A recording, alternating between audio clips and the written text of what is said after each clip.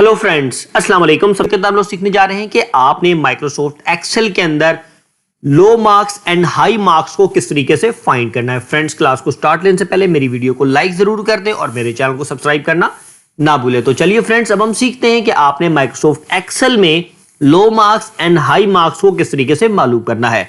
Friends, some time आप Microsoft Excel के ऊपर काम कर रहे होते हैं और आपके पास एक लंबा डाटा मौजूद होता है और उस लंबे डाटा के अंदर से आपको मालूम करना होता है कि किस बच्चे के मार्क्स कितने हैं, यानी कि कौन सा ऐसा बच्चा है जिसके सबसे ज्यादा मार्क्स हैं और कौन सा ऐसा बच्चा है जिसके सबसे ज्यादा कम मार्क्स हैं, या कौन सा ऐसा डाटा है, कोई भी ऐसा डाटा जिसके अंदर से आप हाई मार्क्स या हाई वैल्यू नंबर निकालना चाहते हैं या लो नंबर वैल्यू निकालना चाहते हैं, तो आपने किस तरीके से फाइंड करना है। फ्रेंड्स, माइक्रोसॉफ्ट एक्सेल के अंदर हाईएस्ट नंबर मालूम करने के लिए और लोएस्ट नंबर मालूम करने के लिए हम मैक्सिमम और मिनिमम का फार्मूला इस्तेमाल करते हैं। तो चलिए फ्रेंड्स, अब हम सीखते हैं कि आपने मालूम कैसे करना है। फ्रेंड्स, मिसाल के तौर पर सबसे पहले आप लोग देख रहे हैं कि मैंने आप लोगों के सामने एक मुख्तसर सा फॉर्मेट बनाया हुआ है। इस फॉर्मेट के अंदर सबसे पहले मेरे पास सीरियल नंबर, उसके बाद स्टूडेंट का आईडी और यहां पर स्टूडेंट नेम है और इसके साथ इन स्टूडेंट के मार्क्स भी मैंने लिखे हुए हैं। मिसाल के तौर पर इंग्लिश में किसी स्टूडेंट के कितने हैं, उर्दू में कितने हैं, मैथ में कितने हैं, फिजिक्स में कितने हैं और बायो में कितने हैं। इसी तरीके से ये आप देख रहे हैं कि सबसे पहले मैं इस स्टूडेंट के बारे में मालूम करूंगा कि इस स्टूडेंट के मिनिमम यानी कि कम से कम मार्क्स कितने हैं और ज्यादा से ज्यादा मार्क्स कितने हैं। मिसाल के तौर पर इस वाले कॉलम के अंदर मैं निकालना चाहता हूं कि इसके कम से कम मार्क्स कितने हैं और ज्यादा से ज्यादा मार्क्स इसके कितने हैं। तो हमें उसके लिए क्या करना है, सबसे पहले हम क्या करेंगे जी, हम इस वाले सेल के ऊपर क्लिक करेंगे, यहां पर हम इज इक्वल टू का साइन लगाएंगे। इज इक्वल टू का साइन, अगर आपने कम से कम नंबर मालूम करने हैं या कम से कम वैल्यू मालूम करनी है अपने डाटा के अंदर, तो उसके बाद सबसे पहले आपने यहां पर लगाना है मिनिमम। मिनिमम के लिए आप लिखेंगे MIN। जैसे ही आप इतना लिखेंगे MIN, ये मिनिमम की शॉर्ट फॉर्म है। यहां पर लिखने के बाद आपने शिफ्ट के साथ ब्रैकेट लगाना है, स्मॉल ब्रैकेट लगाना है और उसके बाद आपने अपनी रेंज देनी है। ये मिसाल के मेरी रेंज ये है, मैंने यहां से डाटा उठाना चाहता हूं ये, क्योंकि ये चार डेटाबेस में मेरे पास चार थे, इंग्लिश, उर्दू, मैथ, फिजिक्स और बायो। तो ये D4 से H4 मैं रेंज दे रहा हूं। ये रहा D, कॉलम नेम D और रो नेम 4 H4।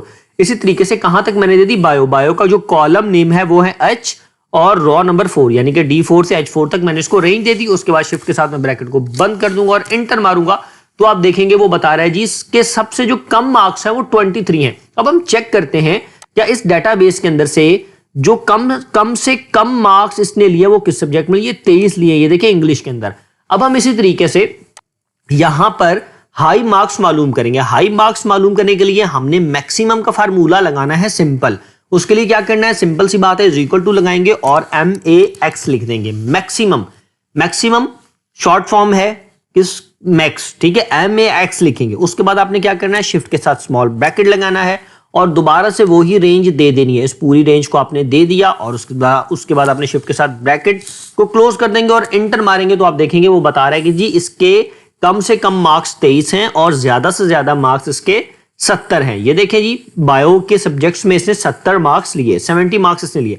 अब हम क्या करेंगे, इन बाकियों का डाटा भी हमने फाइंड करना है। तो जस्ट हम इसको यहां से पकड़ के कोने से पकड़ के नीचे तक ड्रैग कर देंगे तो तमाम स्टूडेंट के मार्क्स, लो मार्क्स और हाई मार्क्स आपके सामने निकल आएंगे। फ्रेंड्स, ये तो अभी हम बात कर रहे थे स्टूडेंट वाइज के इस स्टूडेंट के लो मार्क्स कितने थे और हाई मार्क्स इसके कितने थे। तो अब फ्रेंड्स, अब आप देख सकते हैं कि हमने क्या किया, इनके लो एंड हाई मार्क्स को निकाल लिया। पहले हमने स्टूडेंट वाइज काम किया, यानी कि हर स्टूडेंट का आ रहा है, मिसाल के तकी के 34 लो है और 95 है हाई।